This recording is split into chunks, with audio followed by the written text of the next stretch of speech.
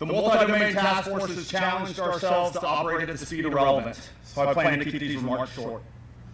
General Clark, sir, thank you for trusting this formation to experiment boldly, to operate globally, and to deliver effects that were just PowerPoint deep or just big ideas.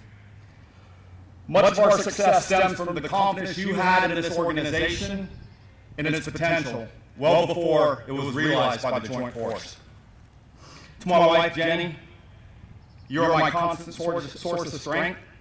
It is written in the Bible that an excellent wife is far more precious than jewels, and you've been exactly that throughout this journey in my life. Thank you for your patience, your faith, and your love. To my son, Zach and Bennett, and my daughter, Callie, thank you for the sacrifices you've made that most people never see, and for reminding me every day, every single day, why this work matters, why what we do matters. I'm proud of you and love you dearly. To my two most important battle buddies, Command Sergeant Major Richter and Chief Adkins, it's just nothing but gratitude that I pour out into what you've given into this formation and what you mean to this whole team out here. Now, the biggest shout out belongs to the soldiers on the field out there. These soldiers have invested wholeheartedly in experimenting, deploying, and employing capabilities that work from the heavens to the earth, from the air to the sea, and flow with all the digits that go in between. It has truly been inspirational to watch them in action. I want to be very clear. Nothing accomplished by the first multi-domain task force was ever about one person or one thing. It was always about the team of teams, the soldiers, the NCOs, the warrant officers, the civilians, the family members, who carried the weight of a mission that was as complex as it was consequential. They took concepts and turned them into capabilities. They took capabilities and turned that into readiness. They took readiness and turned it into a deterrent message that resonated across the Pacific. Today is not the day to test our resolve.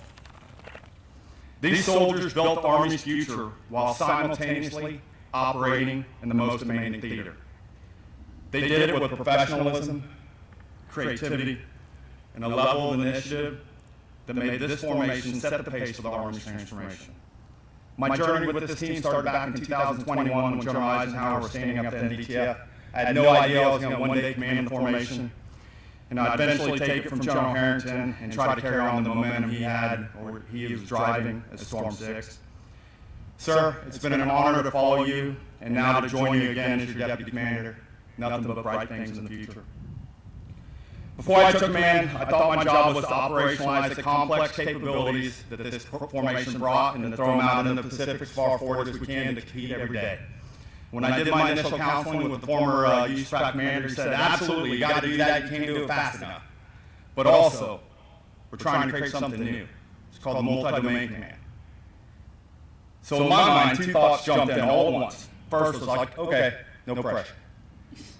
Second one was, geez, I just wrapped my head around what an MDTF was. Now I got to figure out what an MDTF should be, or an MDCPAC should be. Well, I left that meeting, I felt the weight of the world on my shoulders.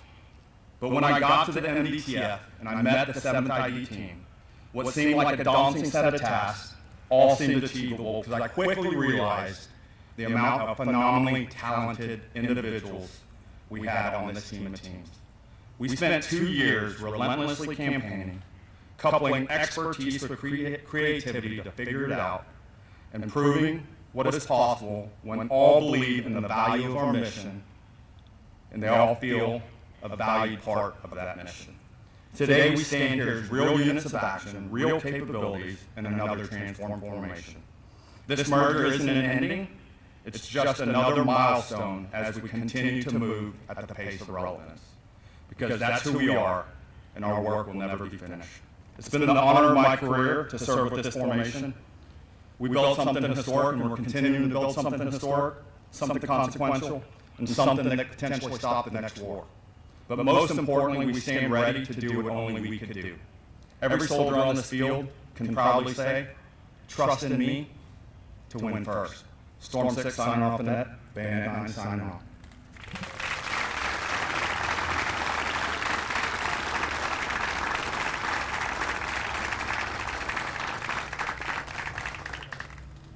Ladies and gentlemen, the commander of the 7th Infantry Division, Multi-Domain Command Pacific, Major General Bernard J. Harrington. All right. I think what you want to hear, everyone out there, rest, real quick, rest, everyone. Bend those knees. This thing up here is called the sun. We don't see it much. Everyone rest it up. Get those knees going. Okay, great. Hey, what a great speech by Charles and a great speech by General Clark as well. I don't even know how to do this, but let's say 2 claps. All right. Is that how it goes? Nailed it. Your hypersonic bayonet with you again. Okay, so distinguished guests, commanders, command sergeant majors, soldiers, family, friends of the Bayonet Division, the 1st Multi-Domain Task Force, thank you for joining us today. Really a special thanks for General Clark Newspack team, John McFarland, and the Courage team to being with us here. The band, salute battery, like everyone sounds amazing. I can't thank you enough. So today we case the colors of the 1st Multi-Domain Task Force and merge its people, its processes, and its capabilities into the Army's first fully multi-domain capable division. As we make this transition, we must take time to acknowledge the historic achievements of the 1st Multi-Domain Task Force and their impact on this theater since their inception in 2017 and since they formed in 2020. They did this by evolving at lightning speeds, developing their soldiers, fielding the most advanced weapon systems in our Army, and fulfilling the Army's